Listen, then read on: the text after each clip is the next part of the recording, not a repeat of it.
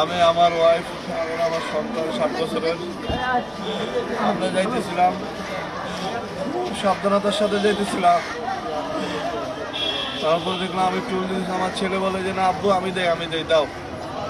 তা আমি টাকাটা বাইট করে ওর হাতে নিতেছি, আর কিছুই দেখলাম না। এর মধ্যে পিছন থেকে গাড়ি আইসা ধাক্কা মেরা সব নিয়ে গেল। আমি খালি তাকাইলাম, আমার টুলের টোল যে দেয় ওইটার উপরে আমি পড়ে গেলাম, রেলিংয়ের উপরে। তারপরে আমি পিছনে তাকায় দেখি আমার সন্তান একদম রাস্তায় শুয়ে আছে, চাকা তার মাথার উপর দেখেছে, চোখ বের হয়ে গেছে। আমার বিবির নিয়ে গাড়ি শেষরায় চলে যেতেছে। আমি সন্তানকে ধরবো না, বিবিকে ধরো।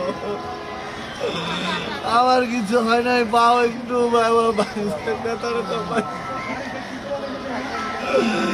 কিন্তু আমার কিছু হয় না।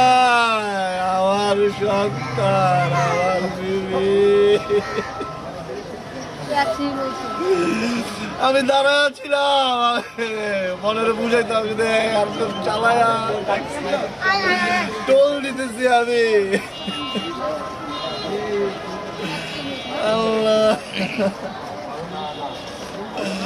ওর বলে ব্রেক ফেলাইছে, ও মারতে মারতে অন্য কিছুর সাথে, ও একদম গাড়ির সাথে গলা দিয়ে।